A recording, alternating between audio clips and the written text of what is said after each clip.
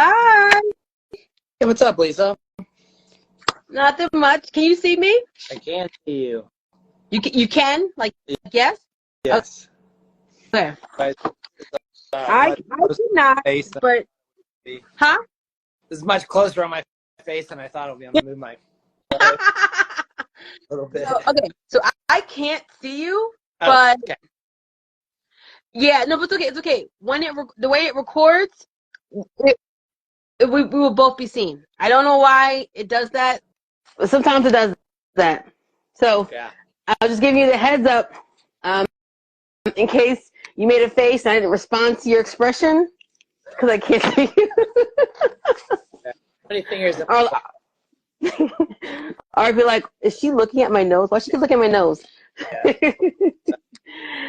Welcome. Hi. Oh my goodness, I'm so happy to have you on. I feel like it's been forever since we've had a chance to really talk. So before we dive, I'm sorry, what was that?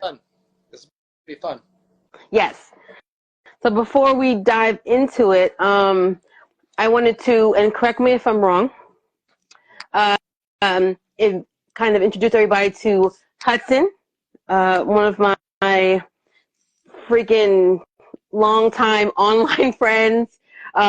He's a writer, producer of wonderful films. I had the pleasure of seeing one of them, and I can't remember the title of it right now because I feel like a butthole for saying that, but I remember the movie specifically.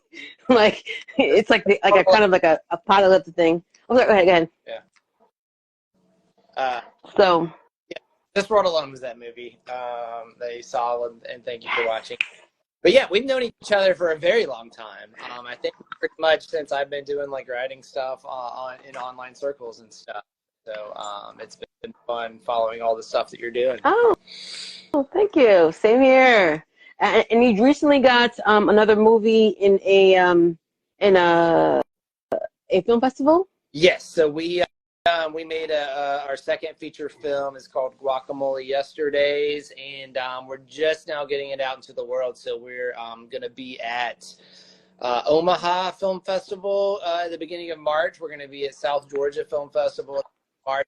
We're going to be at actually, we haven't announced this publicly. We're going to be at Phoenix Film Festival in Phoenix, Arizona in April. So very excited about all three of those, and we've got even more coming up. Which is funny because, you know, with this stuff, it just takes so long, and there's like so much constant rejection. So it feels good to have and like all the heat happens at once. So everybody thinks like, oh my gosh, everything they touch turns into gold. But really it's just, no, this 1 week gold. And the most of our lives are checking rejection notices on everything that we do. Yeah. Yeah. Yes. Can relate. Yeah. So for those of you who are joining us, oh hey, how you doing, Von Kurt? For those of you who are joining us, we are going to be discussing Batman Returns. This is Hot Take Tuesday. It is a live segment that I do most Tuesdays. I have special guests on, and we talk about a movie that's kind of based on like a hot take that I have earlier on in the day. And today, again, my wonderful guest is Hudson. Hudson, did you get a chance to listen to the Hot Take Tuesday? I did. So this, by the way, so how I ended up rewatching Batman Returns recently was we went to a live screening of the original Batman '89, which is one of my favorite movies of all time. I absolutely love it. So this live screening at with a live symphony, and so it was like in the symphony hall, and it'll be like the movie playing, and then the symphony's playing the music live. So we went and saw Batman that way, which was phenomenal. And oh my god! But so then we were like, well, let's revisit like all that. There are obvious ones to skip in there, but we watched Batman Returns, and I have opinions on it, as do you. But yes, I caught your hot take. Thank you, appreciate it. So I try my best to make them, entertaining or informative or whatever. Like I try to pick something that's kind of not talked about or not, everything can't be, oh, this is the best sequel of all time or this is the worst of all time. Those are boring. So, yeah. Now, that being said, before we start diving into the meat of everything, and again, there's no order, so we can jump talking about the end, the middle, whatever. We can even talk about the original and a comparison. We're gonna dive it all into it. How do you feel about Batman Returns? And there's no pressure. Be honest with me. And if it's not something that I like to hear, then I will block you. It's yeah, it's funny for me because like as a filmmaker, I hate talking shit about other people's movies. How hard it is to make a movie and just all that goes into it and how much passion and how things can go wrong and just everything. So normally, yeah. But this is an old movie. Tim Burton's probably not going to be watching this, so I'm gonna share my opinion honestly. I think this is terrible. I think it's so bad. People, I know people are big defenders of this movie. They're like, oh, like this is the best of the pre-Nolan Batman movies. People just love Batman Returns. But I'm a giant fan of the first movie, and there's so much that he like changed it up in this one. The biggest one goes to your hot take, which you said Max Schreck is the real villain of the movie, which yes, I agree. And I think that's in part because for Tim Burton, I think the Penguin is the Penguin is the hero of this story. He's a typical Tim Burton hero, misunderstood guy, brought up in this world where he doesn't fit in. Like this is a very typical Tim Burton thing. My problem with that is the movie's called Batman Returns. It's not called The Penguin. So you've got, I think, you talk about the Penguin, Catwoman, Max Schreck. I think all get more screen time than Batman does in this. Like you barely see him, I feel like. And when he does show up, he doesn't have the charm that he did in the original movie. And when he as Bruce Wayne, and then when he shows up as Batman, he's just I remember this movie just like Batman's just like walking around town at this point. Like there's no no heroism to it. He's just it just feels so weird and off. I think the humor doesn't hit like it's supposed to. And I do think they were trying to make kind of a black comedy here with this, with Batman Returns. But I wanted the kind of pure, comic book thing that they did with the first Batman. And I just didn't get it. And part of that might just be my love of that first movie more so than my hatred of this one. So, okay. Based on what you've said, right? I think that first of all, Batman and Batman Returns, I think, are the best of that whole pre-Nolan bunch. Batman Forever is when they really start bringing in more of the cartoonness and craziness, and there are parts of that movie that are enjoyable, mainly because of Jim Carrey's crazy over-top performance. But not the movie itself, you know what I mean?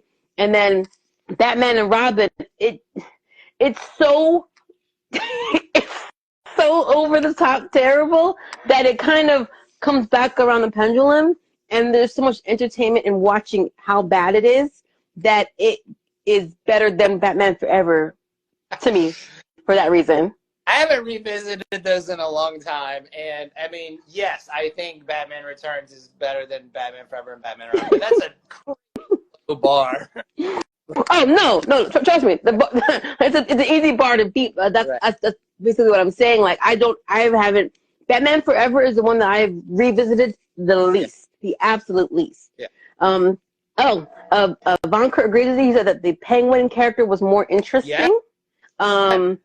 And choice that it was more interesting to him too, and I think it was really until Batman Begins that we got a Batman story in a Batman movie. I think they've always really been more about the villains. Even the original Batman, I think the Joker is the more interesting character, even though I love Michael Keaton in it. I think they were all kind of driven by, and Batman historically in the comics, I think, has always had the best villains. Oh, and so they've got a lot to hands pull. down. Yeah. There's a lot to pull from. And it's like, it's difficult when you make the villain more interesting than the hero. Mm-hmm. And I think it's also because it's much more fun on screen to be bad. And there's so much more to explore there. And like, how did you manage to separate yourself from what other people have gone through and end up this way? Things like that. I find that interesting. And you're right. I love Batman Returns, but I don't love it because of Batman. And it really hit me this time around when I was watching it. I'm like, oh my gosh, look at all these nice things that there's these little slight things that I miss because, I haven't revisited Batman Returns since I started really diving more into, since going to film school and being a writer and filmmaker. Now you look for things, you realize, you analyze, and I can't believe all these little things that I missed. And I was just like, to what you're saying, I think that except for the couple moments he was with Selena Kyle, he was Batman the whole time, even when he wasn't wearing the mask. Yeah. And I think that was the part of the problem is this movie kind of, and again, Batman always dealt with duality, Selena Kyle, Catwoman, right.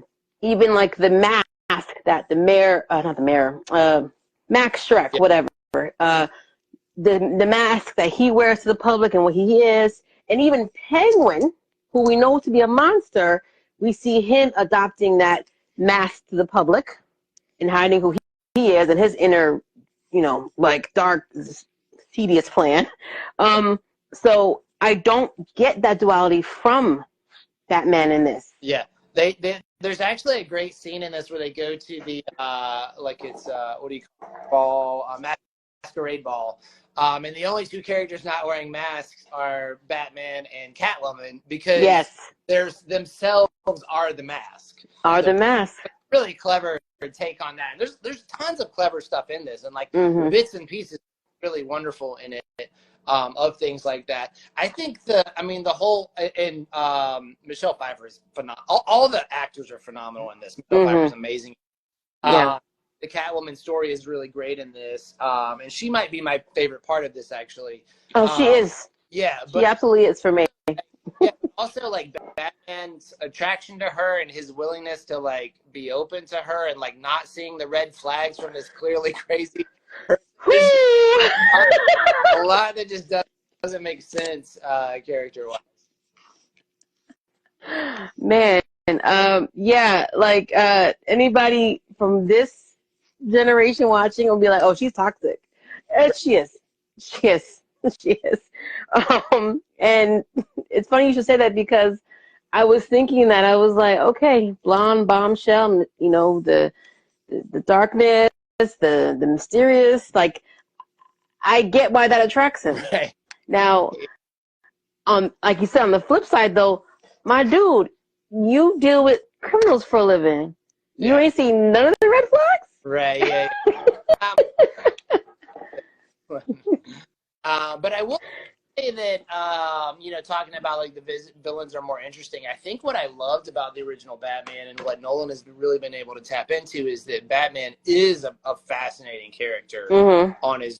I think it was something. So this movie the original Batman came out in '89. Yeah. And I was, what was I? I was born in '78, so I was like 12 then, 11 or 12 or something. So very young, and I had lost my father at a young age in the same way that Batman lost. And I think there was something that connected me to that movie and to that character of this person who took a painful situation in his past and then turned it into something positive and turned it into a purpose for his life. And of course, my father wasn't murdered. I'm not like out for vengeance or anything like that. But I think I always connected to to that part of his character, and it's something that connects with me to this day. And then we get to this movie, Batman Returns, and I just feel like there's nothing that connects me back to Bruce Wayne again, at least not in that same way. But I do think that you can make, and we've seen it, with multiple movies now, you can make a movie where Bruce Wayne Batman is central to it, and it's still a fascinating story. Oh, absolutely. And so, and when I said, you can't have the villain be more interesting than the hero, I kind of meant how they did it here, because I'm with you. Like, honestly, until Christopher Nolan's movies, I really did not see Batman as that layered of a character. I was into some comic books, I'll be honest here, right? And I like Batman, but like I was always like, oh, who's the villain? Like, because I feel like the villains really steal the show. Yeah, and for sure. You are right about Christopher Nolan. There's been a nice balance. Yeah. You are just as like captivated and pulled in, by Batman as you are like Joker, Ra's, the guy. Yeah. Thank you. I always have trouble saying his name. And even Bane, that one that people don't really like. I like that one. I still like it. I'm like, I don't understand why people are so mad about it. Yeah. Maybe because he didn't get to be as like active as he was the first two, but this was a different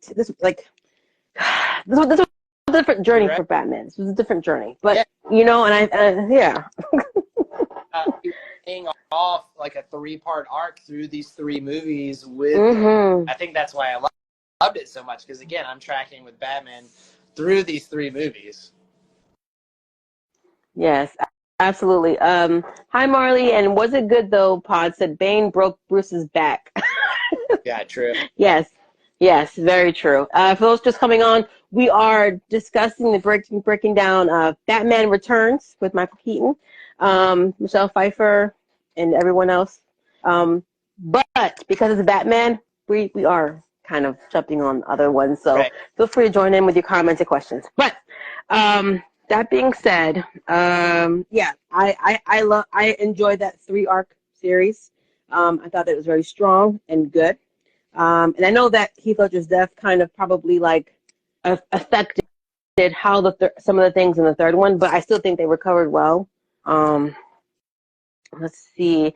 Now, I really like Batman Returns, and for a long time, I liked it better than the first one. Mm-hmm. And I think it's because I connected.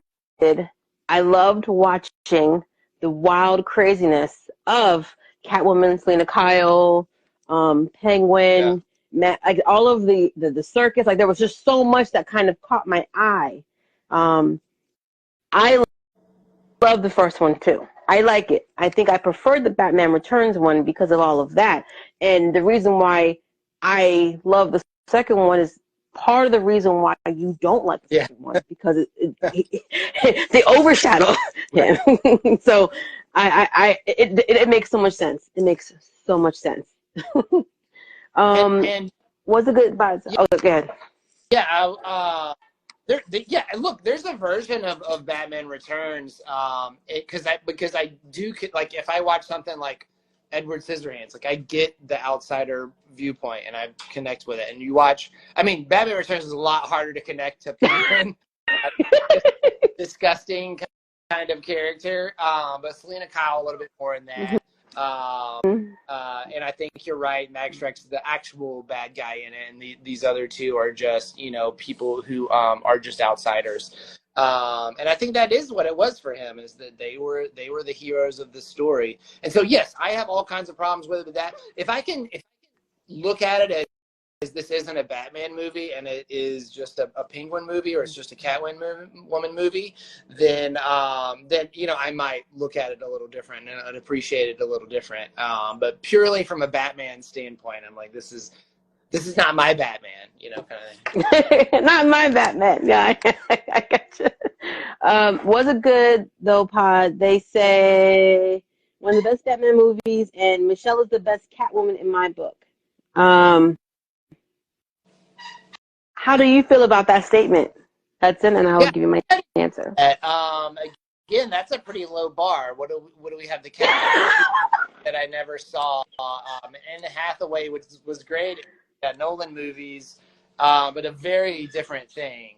Yes. I feels it in this movie, and it's so like strong, but kind of relatable and kind of vulnerable at the same time with the way that she plays that character. So that we did on our podcast that we did back in the day called Four Friends Fight About Film, we talked about Batman Returns on it.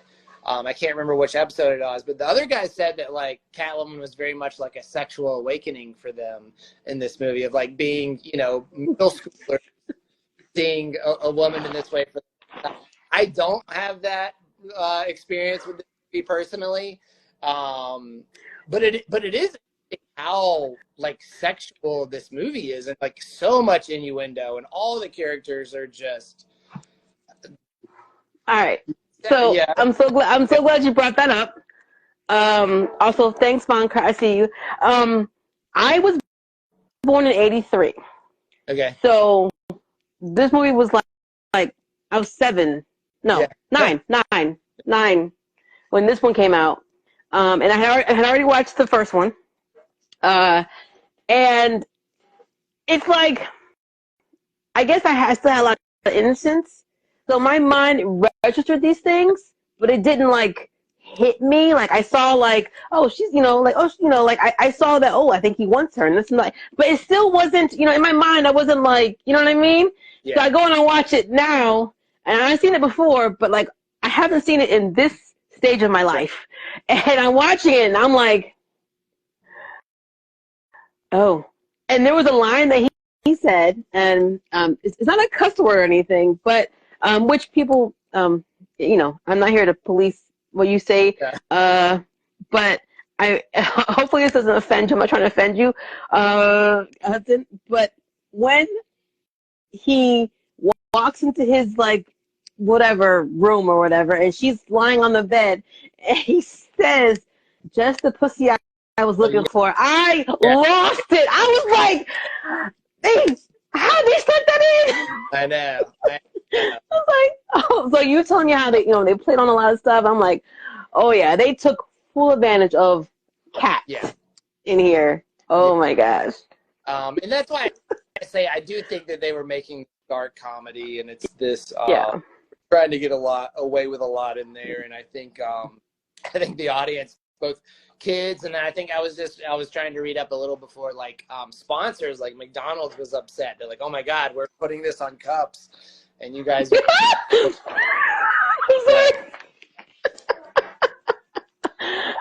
I mean, I was watching it forgetting that it was for kids. Like until that line hit me really, because like everything else kind of flew over me. Like, oh, it's right. He put a bomb on a guy and threw him down. Boom. He didn't make it. There was just so much. Bites a guy's nose off in it. Right. Yeah. My favorite line in this movie is Penguin's like laying out his whole plan, and one of his like clown guys like raises his hand. He's like, Penguin, I don't think we should be like killing any children. And then he shoots. Yeah. And I think okay. So the other thing about the duality, right, in this film is the fact that like he started as Penguin, then when he was embracing this like mayor persona, he said no, it's Oswald. He was correcting everybody. Yeah. And then when that guy put his hand, he goes, Oswald, blah, blah, blah. And then he shoots me, he goes, no, it's Penguin or whatever. Like, I was like, oh, push up. Yeah. So I like the playing of the names. Question about Selena Kyle. So, I'm sorry. I didn't answer the question. I also think that Michelle Pfeiffer's Catwoman is my favorite. But like you said, it's not like we had a whole lot to go off of. Yeah. Eartha Kitt was before my time, and it was a different type of style. I love her voice. I love her inflection of things. But I have only ever seen her do characters that are over the top, whether it's voice work on Emperor's New Groove that I love, or even, the clips I've seen from the original, Batman show that she took over, like, it made sense and worked for that time. I don't know how well her style would translate to right now and what they were doing, even in her prime. So I have to go with Michelle Pfeiffer as my favorite Catwoman. And then when they announced later on that Halle Berry was going to be Catwoman, I was like, oh, is Michelle about to be dethroned? No. Yeah. And I liked Anne Hathaway's Catwoman, but again, because it's not her story, right? I still really fall back more on Michelle Pfeiffer's. Like, she really gave me what I needed, and I got a full range of her. Yeah. She really carries this movie, I think, in a lot of ways. Yeah. I thought about it. I'm like, if I remove Michelle, from this movie, it doesn't hold a candle to Batman, the first one. Yeah. It's not in the conversation. So that's why I'm like, your answer doesn't surprise me, and my answer doesn't surprise me. Lovely says, same Michelle all the way. And what's a good pod? Holly as Catwoman, and they have the crying emoji. Lovely said Holly was such a disappointment. Oh, yes, but I'm not going to put it all on her, man. Like, the writing, the storyline, there was a lot that I wish they had changed. And they didn't even call her Selena Kyle. That wasn't even her name in the movie. Oh, really? Yeah, but anyway, so what was I gonna say? Let's see. So for when Selena and Bruce, Selena and Bruce are having that little intimate dinner on the couch, do you think they start to suspect each other because of the fact that they were getting close to their wounds? Yeah, they take a long time to figure. Okay. Especially for someone who is Batman's generally known as a detective, and not picking up on some of these things. I don't know when their characters are supposed to know who each other are. I just remember thinking oh, they just now realized it. I thought they knew well before now. Yeah. Yeah, so I thought when I was watching it, I'm like, oh snap! I thought they were purposely touching each other's wounds, and maybe there was a instinct, maybe an instinct, that they were feeling subconsciously about who each other were, but it really wasn't. I didn't realize that they had no idea until at the party when they repeat the whole mistletoe.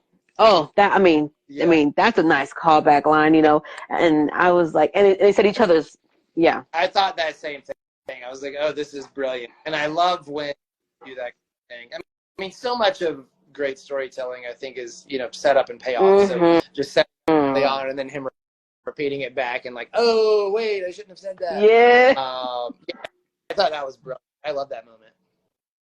And her question is, does this mean we have to kill each other now? Does this mean we have to start fighting now? Yeah. She was very much torn with what she was doing. Was a good pod said Holly hated that movie herself. Yes, I remember. She got, she said something bad about Warner Brothers when she was getting her Razzie, and she did not get work from them for a while, if ever. Yeah. They did not like that. So, a question about character, right? Selena Kyle. When we meet her, she's mousy, timid, and I guess, getting thrown out the window and being brought back by cats can change your perspective on things. Do you think that darkness was always within her? It was just very super repressed? Or do you think her ordeal brought it all out? That's a great question. Certainly there was a lot that was repressed inside of her. It's interesting. I'm reading this book right now, and I just finished this chapter that's kind of about that, just the things that we hold inside because society puts pressure on us, whether that be morality or religion, or like socially who we are. And I feel like for myself personally, like I'm a very like people pleasing kind of person. Like I kind of adjust my personality a little bit based on who I'm around. And it's really one of my least favorite things about myself. I wish I could just be who I am, but I mean, and I think for all of us, do we really know who we are? You know, it kind of takes experiences, and it takes being pushed on a little bit to know who we are. It takes being in front of different types of people who challenge us to know who we are. And much like, I mean, it's an extreme example, but maybe that's the metaphor they were going after, is it takes trauma oftentimes to figure out who we are, how we react to experiences. And it's something that I talk about in when I'm teaching screenwriting, is that, you know, you start a character right here, and they're going to end up over, I forgot, you can't see me. You start a character at the beginning of the story. They can see you, and I'll see you in the playback. End up in a completely different place. So how do you get that character to change? Well, the character changes for the same reason that we change, which is you put obstacles in their path, you put difficulties in. And the way that a character responds to difficulty is how they change over the course of time, just how we change. And so I think it's the same thing with Selena, is that I think she doesn't know who she is. I think she is stuck in a rut. I think she's been working for the same person, doing the same thing, taking a back seat, not believing in herself. That's the story that she's told herself for, you know, however many decades she's been alive. Takes this experience, this traumatic experience, to push her out of that and figure out who she really is. So I think it's a little bit of both. I think that she always was this person, and I think she always had the capacity to be this other person. She just needed to be pushed there. Yeah, and I think they give us one minute inkling of that before it actually happens, and that's when Batman saves her. And he leaves, and the clown is on the floor out, and he's holding the little whatever that is. To this day, I don't know what that is. The electric pulse thingy. I thought it was like, I don't even know what it is. It's not a taser, but in his hand, and she like picks it up, and she's looking at it, and then she zaps him, and she's a little surprised, but she you see the joy on her face after she's done it. So it's that. I mean, that's the only thing that I could pull from. You know, from what they've showed us, that there's like a little you know, causing pain kind of gave her a little joy there. And I know the guy did try to threaten her life, but still, you know what I mean? Yeah, that's in what, the earlier scene where she's like bugged and stuff, or the clouds are coming through. Is that what that is? Yeah, that's when the clowns. That's when they're attacking the city, and Batman's coming, and she's in her like all brown. Yeah. You know. Yeah. Frumpy. Kinda, yeah. So it's not. It's a little inkling there. It's not much to go off of. I don't know if I would have any joy with zapping somebody like that, but like, hey, you know. You don't know. You don't know. You don't know. Not encouraged. And let me ask you this question. I know that Penguin came in with a plan for the Children of Gotham, and then Max Shrek came in like pushing him to be mayor because he wanted to use him as a pawn for his nuclear plant business, and Penguin started to really embrace it. Oswald. Do you think if he hadn't been thwarted and had become mayor, that he would still go through with his plan? Penguin? Yeah, I mean, look, his character arc is one of, you know, he's trying to cover up the fact that he's this monster. So he's, you know, make me into this likable person. I want to be like all the other kids, this experience that I missed out on of accepted by society. And so his whole journey of like becoming this mayor figure is that journey, right? For him, it's being accepted by society. But really, ultimately, what he needs to learn is, no, I need to embrace my crazy, insane, disgusting self, and become the Penguin, who I really am. And of course, he goes about that in all terrible kind of ways. But that's such a, that's such a Tim Burton thing. That's such a monster movie thing. The creature that, it's Frankenstein, who wants to be just accepted, but they are, a monster, compared to other people. And so I think that's very much the story he was telling with this. Scissorhands plays the same thing, which is probably my favorite Tim Burton movie. Which one? And I love Edward Scissorhands. Yeah. Yes. Which and I love that story. I love the story. And it's it always connect to it in a lot of ways, and I think society connects to it in a lot of ways. But I just think that going back to, kind of our original opinion on this, I feel like that's a great movie. And again, he told that already in Edward Scissorhands, which I think came out in between these two movies. That I kind of wish, talking about, kind of Bruce and Selena in this, I kind of wish that was the movie and that it wasn't, the Penguin wasn't a part of it. Like that Penguin would make a great movie, and then Batman and Catwoman would make a great movie, but he kind of pushed too much together here. Yeah. And we've seen how sometimes having too many villains isn't the best way to go. Yeah. Which I don't know. Spider-Man 3. I don't, think that's a rule or anything. I think you can make it work. Yeah. But I definitely think that, they can't be the hero of the movie like I think Penguin is here. Yeah. And I definitely think that I feel like he would have waited to do his plan with the Children of Gotham, but something would have happened. Like he would have got set off somehow, right? Or he would have, or the mask would have just slipped somehow. People would have saw, and he would have executed the plan. Like I just think it would have delayed his plan, not ended it. But yeah, his for sure being one of which is interesting because it's also a parallel to Batman, is that he went through this traumatic experience as a kid, and as opposed to turning it into a positive, he turned it into a negative. So Batman, his parents were killed. I'm gonna fight for give vengeance on criminals. Penguin, his parents got rid of him, so he said, well, I'm going to get rid of all kids who were in my place in order to kind of let all of them feel what I felt. So that I mean, in that way, there's a lot. I mean, any movie that you dive into a little bit, you start to recognize some of those themes, and it gets always a little more interesting. Yeah, and so one question that I had this time around watching is, like, when Batman was telling Alfred, I think he knows who his parents are, like he's pretending. I was like, did his parents die naturally, or did he take care of them prior? Meaning Penguin's Yes. parents?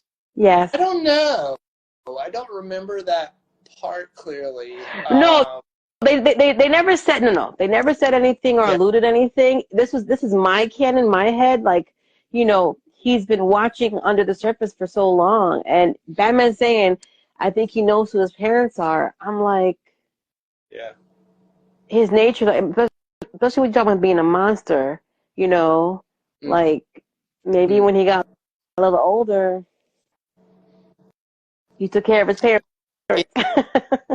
Penguin took care of his own parents. Yeah, his own parents. Yes. Sorry, I'm sorry. Penguin and Penguin's parents. Yeah.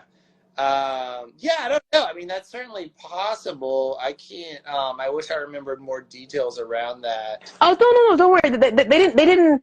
There wasn't much more to it than that. There wasn't anything like, just the fact that Bruce said that line. I think he knows who his parents are already, and he's pretending. It made me think, oh, I wonder if he already took care of his parents, Yeah. And that didn't satisfy the anger and resentment that he had in him, so he developed a second revenge plot to get the kids. Yeah. That's interesting. Jordan Owen, is that one of the guys from the podcast that you used to do, Four Friends talk about film? Yeah, that's Jordan Noel would be the forefront. Okay. When are you going to do that podcast again? I miss it. We had a long lost episode that we released towards the end of last year. We're trying to get back at it. The big thing was Jordan moved to Nashville. And so while it is, and I live in Atlanta, while it is possible to record, as we've all seen, over Instagram or Zoom or whatever, we had kind of just got used to doing it in person. That was kind of really a big part of the reason why we did a podcast, get together on the regular. But yeah, we talk about it. It comes up every couple of weeks that we want to do another one, and some of the guys are really pushing us too. So hopefully we'll get back in the swing of that at some point. I got you. I know I've been putting you on the spot about that. I just want you to know how much I enjoyed those episodes. Keep bugging us about it. Sure. And if you could send me the link or whatever for that last one, unless you already put it on the same, like, is it under the same? All the same platforms, yeah. Okay. So I'm still with that one. So yeah. On Actor, and it's kind of a longer, kind of looser version of what we do, but still a lot of good stuff in there. Okay, good. So let me see if there's anything. Obviously, this movie really showed no honor amongst thieves. So one part I thought was funny was when Batman first encounters Catwoman, and he like gets her, and she goes, "How could you? I'm a woman." All right, yeah.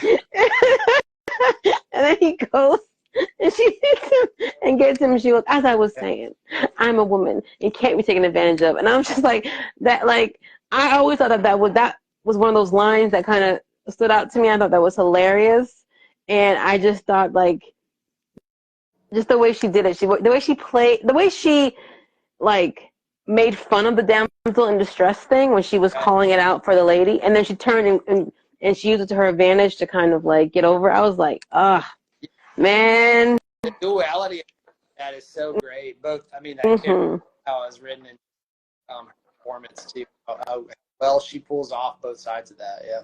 Yeah, and you're right. Like it almost, you could, like, speaking back to what you're talking about, Batman, you could almost put any other type of hero like Batman in that position, and it wouldn't really change anything about the movie. Right. And it just rewatching it and talking to you today, and then even the fact that my hot take had nothing to do with Batman, it just speaks volumes.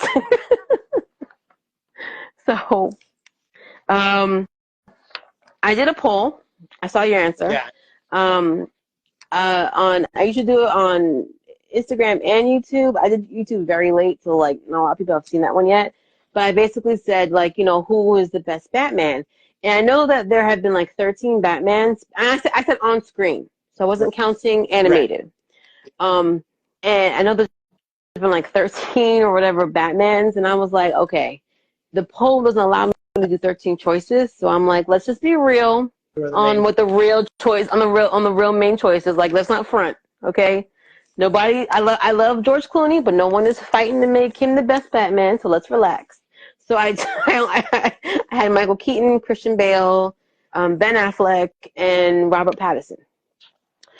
So as of right now, I think you chose Christian Bale. Yeah, he's my choice. Yeah. Yes, and he is in the running. A couple people chose Michael Keaton. No one has chose Ben Affleck or Robert Pattinson. Yeah. So, that's a separate conversation, if I'm being honest. Lovely says Michael. Yeah. So, I'm going to agree with you, Hudson. Christian Bale was the best Batman to me. I feel like he did, from what I've seen, the best job of showing Bruce and Batman as really two different people, and the struggle to kind of get over that trauma, and it just, Like there was just so much layers to what Christian Bale brought, what was written, how Yeah. it was directed. Like all of the three trifectas came into perfect unison. Right. And again, when Batman Begins first came out, I wasn't interested. I'm be honest with you. I was like, But I think it's because by then I was like, there's so many Batmans, I'm not interested. Yeah. And then I finally got around to seeing it, and I was like, oh, okay, not too bad. And then I saw The Dark Knight, and I was like, whoa.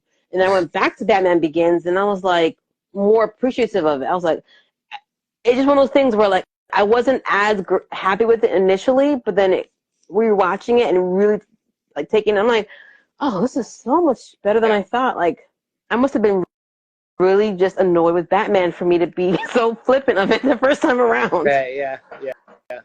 You know, I mean, all four of those actors, I think, are like there's stuff that I think they're all capable and great performances. I remember before Batman Begins come out, they were talking about trying to cast the next Batman, and like Christian Bale was like my fan cast, like before they had announced him. In part, he had done American Psycho, which he kind of playing the snooty kind of side. I was like, oh, that could be great. And then he did another. He did an action movie around that time. I can't remember what it was now, but that was phenomenal. So he could do like the physical side of it too. And so he could, just do both those parts. And I love when in the Batman trilogy with Christian Bale, where he goes into the kind of Patrick Bateman thing from American Psycho. He does the voice or whatever, and it's like he just plays that well. What I love about Michael Keaton is he's the last person you would think of to play a superhero, right? Like, but he's so charming and funny, Bruce Wayne, and he pulls off the kind of stoic version of Batman as well. And I loved seeing him again in The Flash. I thought he was phenomenal. Oh, yes. Yes. He was one of the things I liked about that movie. I even kind of enjoyed seeing George Clooney come back at the very end of that as well. But I like that cameo. Yeah, Ben Affleck has been great. I think the movies maybe haven't been up to par for really giving him a shot at Batman. But I think he's a good older performer as well, and works with Batman maybe more so than Bruce Wayne. But yeah, all those guys are and Pattinson playing the kind of younger. He's a solid actor. He might be my least favorite of the group, and I didn't connect to that movie as much as other people did. But I'm excited to see another one, him do another one. Yeah. I enjoyed the movie. I enjoyed Zoe Kravitz as another Catwoman. She did a good job. Yeah. I think she's my second favorite Catwoman if we're trying to put that together. Yeah. And the third is Anne Hathaway. Yeah. But and there were some things about the movie that I was like, okay, I love it, and also I felt maybe the pacing and the length was a bit much. Yeah. But I think that my take on that movie, great villain, great. I loved that it was a detective story. It's a different side of Batman. We haven't seen that before. Yes. Thought the kind of gritty world was great. The filmmaking, photography were phenomenal. I just thought it fell apart in the last third of that movie. Yes. They didn't stick the landing with it. The reveal at the end just wasn't what I was hoping it to be. They really had the opportunity to do a kind of seven kind of ending, and it just didn't get there. But I'm excited to see another one of those movies. And I'm even more excited to see what they do with this new DCU under James Gunn, and they're doing two Batman movies coinciding with each other, and which is fine with me because I can watch Batman movies all day. What about Joker movies? Not so much. I was not a fan. Joaquin Phoenix didn't do it for you? I love Joaquin Phoenix, and he's phenomenal in it. It was just that movie's just too just too cynical of a film for me. Like that's like if I'm going to choose to spend my time watching a movie, I'd rather watch something that's a little more you know, uplifting and adding something of value to the world. Agreed. Yeah. Agreed.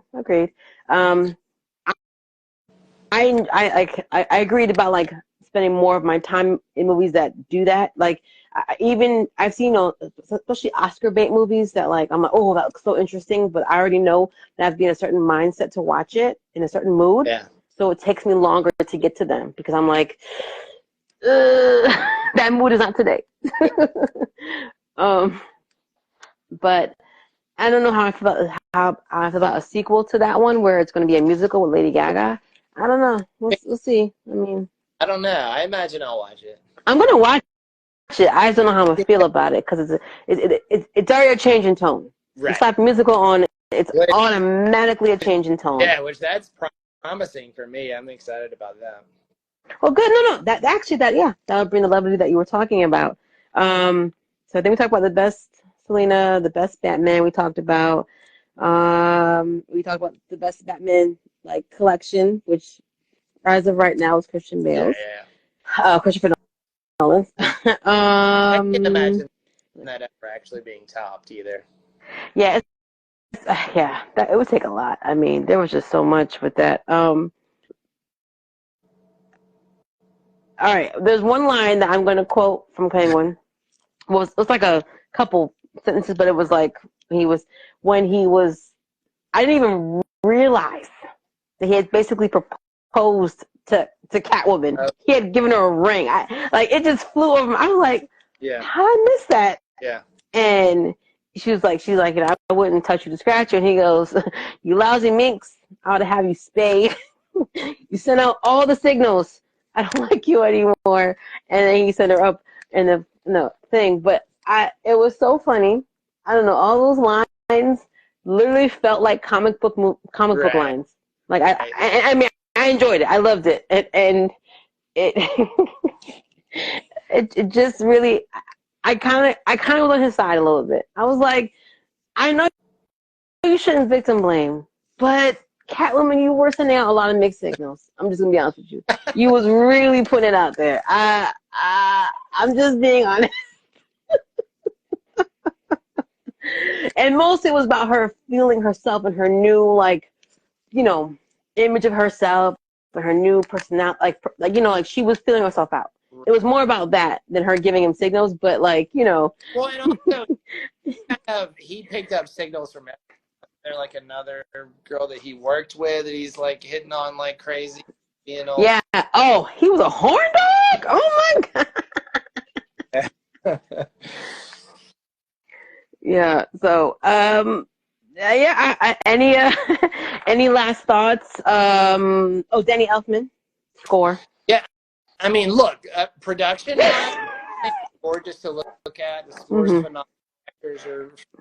Oh, Tim Burton's a great director. It just for me, it wasn't the right story for a Batman movie. For a Batman, but, yes.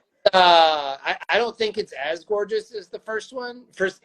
You know, all these movies are shot on sets, and in this movie, it just felt so obvious that they were on a set.